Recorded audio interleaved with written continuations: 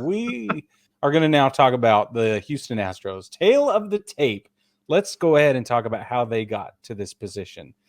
First of all, they won 106 games this season. They lost only 56 games. At home, they're 55-26, rut row. On the road, they're 51-30. It's a little better for Philadelphia.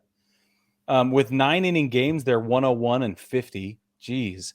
Extra inning games, though, they're 5-6.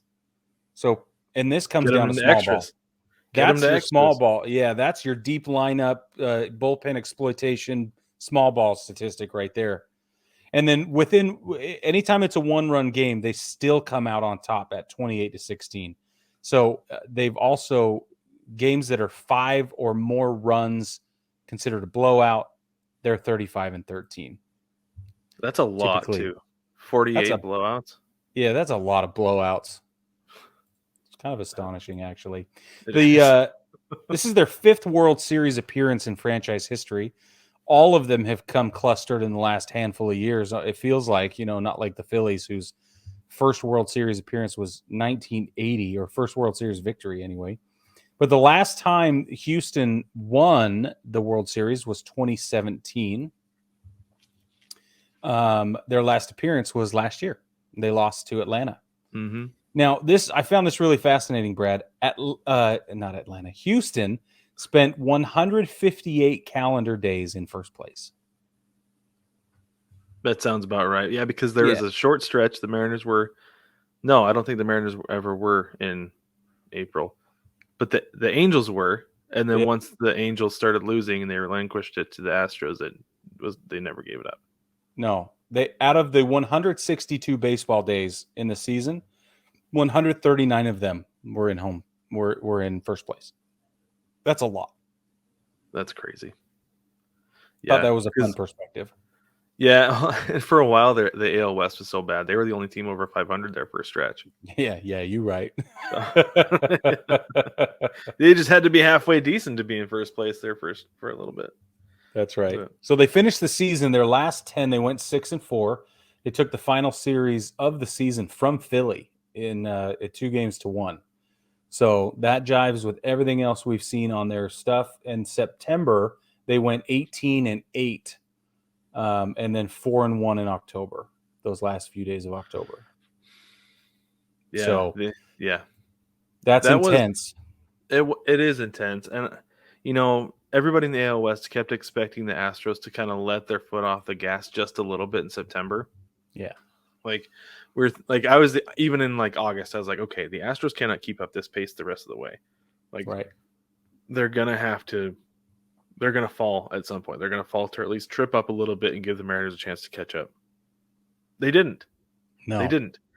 Even when the Mariners won, I think it was 14 in a row, they only made up 2.5 games. Yeah, it was only 2 or 3 games. Exactly. Yeah. So they were consistent. Once they started winning, they didn't stop all season long. I'm going to switch over to how they got over here with the postseason picture. Obviously, they took a bye week that first round of the playoffs because of their record, and then they beat Seattle. I don't want to say they butchered Seattle because I don't think they did. I feel like it was way more of an even fight than any of us expected it to be, especially that 18-inning game, which was really fun to watch. And I think that's a testament to the relying on the home run. Then we move over to the ALCS where they played New York and butchered New York. There we go. That's what I wanted to say. That's the one right there. They just wailed on New York. I mean, it was just unbelievable how outclassed New York was facing Houston, even though the games were relatively close in scoring, in performance, and in management, and in all of the other important nuances. It wasn't even close. Right. Not even at all. So it'll be interesting. I mean, seriously, think about that for a second. The wild card Seattle Mariners played better against Houston than the Yankees did. They put up a better fight. They managed games better. Everything was better than the Yankees were able to. And that's a shame that it was limited to a shortened series, because I think it would have been interesting to see how Seattle would have done with different strategy. I still think it would have only gone 4 games in the ALCS, though. You think so? Just because, with the way things played out, like I still think they would have gotten swept. The problem, or the difference, is that all 4 games would have been close and competitive, right? Yeah. That the Mariners bullpen, I think, was gassed and just could not keep up there at the end. Like that's why they ended up losing game 1. And that's why they went to Robbie Ray instead of another reliever, because I'm still upset for you about that. right? But yeah, things like that, that it came down to this bullpen that was super reliable, and then actually ended the season with a negative WAR. I found out today. I was like, maybe let's pump the brakes on Los Bomberos for a couple months. Maybe don't give this bullpen a nickname quite yet. But anyway, yeah, that's awesome. Yeah, I think it would have been a competitive 4-game series, but I think it still would have only gone 4, just because I think that experience was playing a major role in that series. I think you're right. There's that. But so anywho, Houston and Philadelphia have faced off. Obviously, they were the final series for each of the teams' regular season, but the Astros outscored the Phillies 13-5 in their matchup, which is a bit of a yikes. That is somewhat of a yikes. I agree with you, because one of those games had to have not been close at all. For the Astros to lose one of those, there had to have been a blowout in one of those games. Yeah. In fact, I'm curious as to when look it up. I'm going to get into the offense. Yeah, go ahead and I'll look that up. So Houston's offense is fascinating, and I think it's indicative of what we're about to see. So here's how it reads. Their team leader in WAR is Yordan Alvarez. He has a 6.8 WAR. Team's collective OPS, again, that's your on-base percentage plus slugging, and your slugging is just every offensive production statistic put together, right? So extra base hits and everything, like home runs, all that. So your OPS, they're at a 743. That's 7th in Major League Baseball. Their number 1 player in terms of OPS is Yordan Alvarez. No surprise. No. Team home runs, they're 4th in Major League Baseball for hitting home runs. Again, no surprise there. They've hit 214 this year. Their team leader is Yordan Alvarez. He has 37. The team strikes out fewer than 28 teams in Major League Baseball. That's something that I think is really interesting, because they used to strike out a ton. 2014, 15, 16, they struck out a ton. And then all of a sudden it changed, but we found out why it had changed. Right. And it is a little bit curious. I'm not accusing anybody of anything, because I don't think that they're cheating anymore. I don't think so either. It is curious to me that number has stayed so low. And I don't know if they figured something out while they were doing that. They're like, this is how we need to establish plate discipline. This is how we need to own the zone. If there was something that they did learn legitimately about hitting when that was going on, that they've passed on to everybody else, because the only 2 guys who are still there are Bregman and Altuve. Yeah. The only other thing I can think of is when they replaced Hinch and Lou now, if they also did more shaking up of the farm system and the developmental system and the coaching, if Dusty Baker came in and said, hey, I want this guy, or I want this gal, or I want whatever, you're not effective anymore, you're effective. Something like that developmentally and with the coaching staff may have happened and we missed it. I don't know. Maybe. Could have. Yeah. And it could be something that Dusty Baker or the hitting coach or somebody has established in the clubhouse, as far as because I remember hearing David Samson talk about how their franchise rule, once they got to I think it was probably top to bottom, was we don't swing at spin. Nice. They can throw a breaking ball and it'll end up right over the plate, but you don't swing at it because it's too hard to hit. Yeah, that's interesting. Make the guy throw you a hanging curveball. Yeah. If he wants to get you a strike, but don't swing at spin, because it's just going to be out of the zone. Yeah, that's fantastic. So they walk. The team has recorded walks. They're 9th in Major League Baseball with 528 walks that they work. Alex Bregman leads the team with 87. Stolen bases, here we go.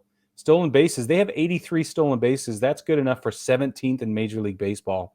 And out of those 83, Brad, Kyle Tucker has 25 of them. I was like, whoa. That shocked me that it was him. Because I don't know. He seems, because like as a Mariners fan, I joke about this as a Mariners fan, that Mitch Haniger is not as fast as we want him to be. Right. Because like there was like 5 games last year where he got thrown out of the plate 3 times because they were sending him. It's like, man, I don't think he's as fast as we want him to be. Kyle Tucker kind of gives that same vibe that he's maybe not as fast as Astros fans want him to be. Yeah. But he's still really, really fast. He's stealing really bases and covering all kinds of ground out there in the outfield. But who's really fast is Jeremy Pena, and he's swiped 11. That's crazy. He's only swiped 11. Right. Maybe it's because he's hitting doubles and he's already on second base. Yeah. Jeremy Pena's doubles production he's had 20 doubles this season. That's pretty good. That's pretty good. And for those of you wondering about the rookie sensation, he has played 136 games this season. So it's not like they brought him up from AAA midway through the year to deal with some problem. No. He's been there the whole time. Yeah. They knew what they had when they let Correa go. Yeah. And the plan was to let him come up and play. So real quick. So it was Tuesday, October 4th, the second game of that 3-game set. The Astros beat the Phillies 10-0. Ooh. In Houston. Oh. That's rough. They lost. So the Phillies won the first game 3-0. Then the Astros won the next day 10-0, and then the Astros won the season finale 3-2. Those other two are pretty close games. Yeah. So here are the pitching matchups for you too, Brig. Are you ready for this? Austin Nola against Lance McCullers on the game that the Phillies won. Okay. Justin Verlander and Ranger Suarez in game 2.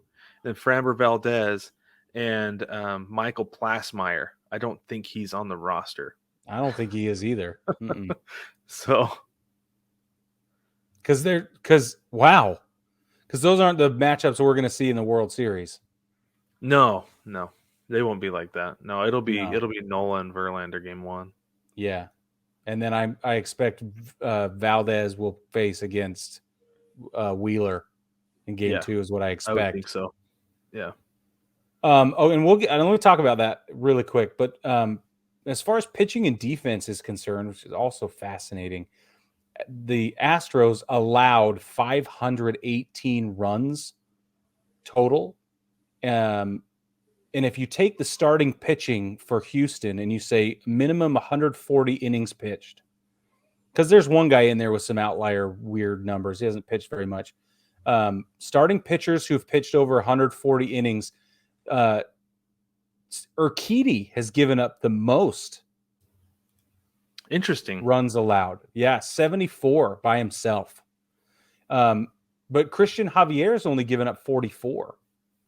He's the fewest. As far as relief pitchers go, you've got, with at least 40 innings pitched, Phil Maton is 34, has the most, and Stanek has only given up 8 runs. Wow. Across 40 innings or more. That's impressive. I thought it was going to be Presley. I looked it up too, yeah. And it wasn't. It's Stanek. Huh. That's really so their fielding percentage 987. That puts them 7th in Major League Baseball. That's 2 points off of the leader. Exactly, but that puts them in 7th place or whatever. Yeah. But they've committed some of the fewest errors in Major League Baseball. They're 25th in Major League Baseball for errors committed, 72 across the whole season. Jeremy Pena has recorded 19 of them by himself. He has the most errors across the entire team. And I think that's just a rookie getting used to playing in the big leagues. Yep. And I'm sure they were way earlier in the season than later. The team ERA is collectively 2.90. That's second in Major League Baseball. Starting pitchers is the starting pitching leader is Verlander, 1.75 ERA. He's the league leader. Yeah, exactly. And Stanek is a 1.15. Closer. That computes. For real. That computes. That checks out. That passes the sniff test. Yeah. They strike out more than almost anybody in Major League Baseball. They're fourth in strikeouts across Major League Baseball, and their team leader is actually a tie between Framber Valdez and Christian Javier at 194. So they have two guys that are competing for more strikeouts across their starting pitching rotation. They've allowed 134 home runs this season. That's 29th in Major League Baseball. Odorizzi has allowed 25 with the most. Stanek has allowed 2 with the fewest. As far as their... Go ahead. Real quick on that, the home runs, like that's one of the things that we talked about a little bit going into the playoffs, is that like what it comes down to with baseball these days is, are you hitting more than are you hitting more than your opponent? Or are you giving up fewer than your opponent? It's kind of how it works. And that's why they're able to get away with not getting on base. It's because they hit a ton of home runs and they don't give up any. They're willing to bend, but they do not break. Here's how you get on base with the Astros. It's still 21st in Major League Baseball, so it's still low, but they've allowed 458 walks all season. That's 21st in Major League Baseball. It's very small.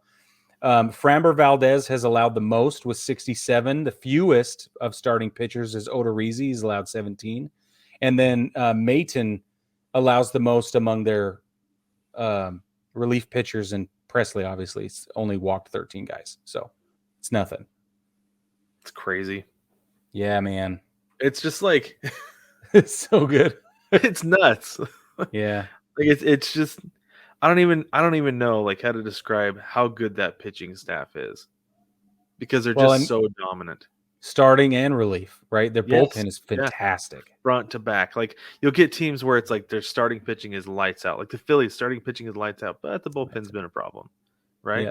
But then you get teams where it's like their starting pitching is like fine and serviceable, but then the bullpen is lights out. That's the way the Rays were a couple of years ago, right? They had good starting pitching, but the bullpen was where it's at. It's like they're playing 5-inning games because that's all their starters have to do. Maybe even 4, you know?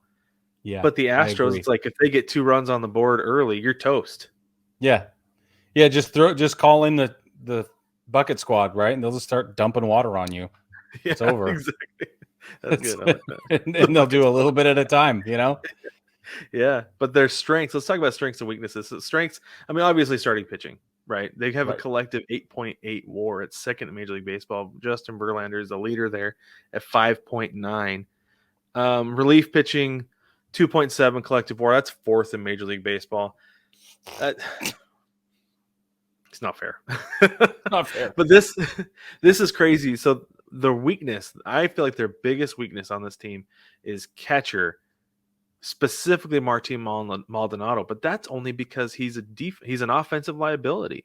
He is. He's right. He hit batting he hit 187, 0.2 collective WAR, but the position had a negative 2.6 WAR, which is 29th in Major League Baseball. But he caught 26% of runners. That's why he got to play every single day, because he's a freaking wall, an effortless wall, and nobody steals on him. Right. That's why he continued to play. But they addressed it with Christian Vasquez, who's a better hitter, and still a pretty darn good catcher. Not bad at all. Not just serviceable, but solid. Yeah. Yeah. I mean, he threw out, didn't he throw out a couple of Yankees? I know he caught a couple of Mariners trying to steal. For sure. Yeah, for sure. So it's pretty interesting, man. Trying to fix that hole as far as catching goes offensively. I think he did a pretty good job with Vasquez, but still defensively though, like that's not a hole behind the plate. No, it's about as strong as it gets. Yeah, it really is. Now let's go down position players. Their third baseman is Bregman, 2.3 WAR. That's fifth in Major League Baseball for third baseman. Fifth. Yeah. That's your shortstop, Jeremy Pena, 2.7 WAR. That's fifth in Major League Baseball. And then your outfield collectively with all three, third in Major League Baseball with a 4.5 WAR. Alvarez is big with that. Kyle Tucker, I mean, we've been talking about him for a couple of years. Like, he's going to be a big part of that too. Yeah. So that dude will track down anything Kyle Tucker will. I know he will. That's the problem. Because he looks like he should be a substitute teacher. right? Like He does. goes I've been in saying there. for years he looks like an accountant. Yeah, exactly. Yeah, he there's no business being in a baseball uniform. He should be wearing a cardigan and with elbow patches or something. Elbow patches and tweed. Yeah. Yeah, he does. So we have. Sorry, go ahead. Go ahead. I was going to say the main storylines are that the Astros have played 16. They've had 16 playoff appearances. We've talked about that. So there's tons of experience on this team, and those are guys that have been there, but also guys they've brought in who have tons of experience. And that's really cool. Jeremy Pena is my man right now. Like, it doesn't matter. He's hitting 256 average, 25 home runs, 50 extra base hits. He's got a 440 slugging and a 731 OPS. It's insane. For a rookie, it's insane. And now he's going to potentially help lead them and maybe even carry the banner offensively, leading them through to a World Series victory. Because he's just as good at the plate as anybody. And I feel like if anybody's heading for contact, if there's anybody on their team who does the small ball, get on base thing, it's Jeremy Pena. Yeah. He and Alex Bregman. Yeah. Right. We talked about how Bregman's really good at hitting the ball the opposite direction. Yeah. And right. And you want guys who can do that around Alvarez because you want him to get pitched to, right? Yep. That's why you sandwich him in between those guys. Right. To me, Brig, the biggest storyline going into this is that I feel like the Astros as an organization are still somewhat looking for vindication for the 2017 title. I feel like if the Astros win this, everybody needs to just stop it with the garbage cans. They should anyway.